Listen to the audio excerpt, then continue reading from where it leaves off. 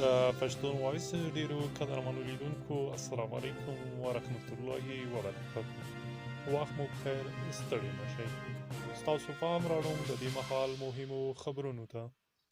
د روسیې ځانګړی استازی د طالبانو ویاند جوړ شوی. د افغانستان لپاره د روسیې ځانګړی استازی زمیر کافولوف یو ځل بیا د افغانستان په هکله تیاره څرګندونې کړې دي. کافولوف چې له یوه عربي رسنۍ سره خبرې کولې، د افغانستان د حکومت د سقوط په هکله یې غیر مسؤلانه څرګندونې وکړې. نوموړی د طالبانو پر طرف د وزن د زیاتېدو نوره هڅه وکړه. ویې ویل چې که چیرې افغان حکومت طالبانو سره خبرو کې بریالی نشي او دواړه لوري د خبرو له لارې یو تړون ونه کړي، نو طالبان به ټول افغانستان په زور ونیسي. له دې وړاندې هم کافولوف د افغانستان د حکومت په دریځ شک ښودلی و او ویلي و چې افغان حکومت د سولې په روانو برخو کې ښه نیت نه لري او دوه مخی توب کوي. د روسیې دغه ځانګړی استازی داسې حال کې د افغانستان د ټول نیول کېدو خبرې کړې چې پوهان وایي طالبان نشي کولی په دومره اسانۍ سره ټول افغانستان او کابل ونیسي.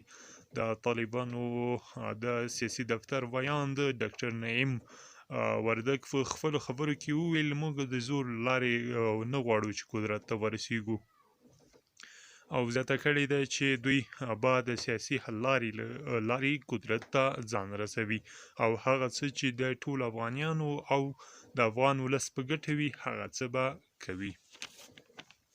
په یو بل خبر کې واورئ چې د پاکستان د بهرنیو چارو وزیر وایي په اسلام آباد کې د افغان د سفیر د لور د برمته کېدو او د ورولي کېدو پلټنې په وروستي پړاو کې دي.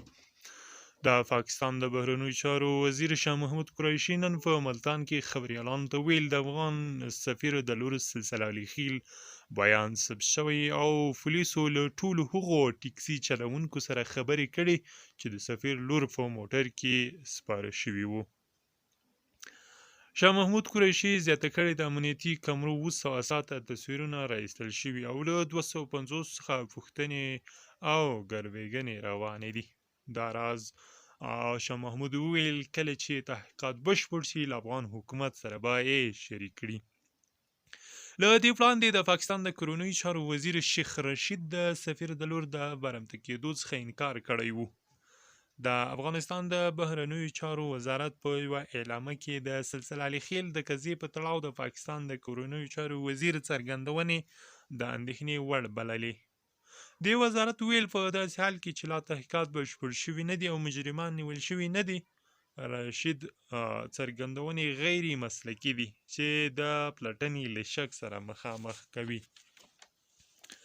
او په یو بل خبر کې به واورئ چې ولسمشر اشرف غني یو ځل بیا ویلي چې د طالبانو جګړه هیڅ راز دیني او ملي مشروعیت نه لري.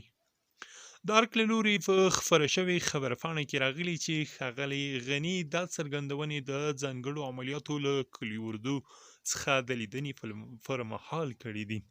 نوموړي ویلي زموږ ټول تمرکز د وضعیت په مدیریت دی او د ځانګړو پلانونو پر بنسټ به له 3 تر 6 میاشتو پورې د وضعیت کې د پام وړ مثبت بدلون راولي. له ملتیا مننه. د چینل سبسکرایب مه هېروئ. تر بیا د خدای په امان.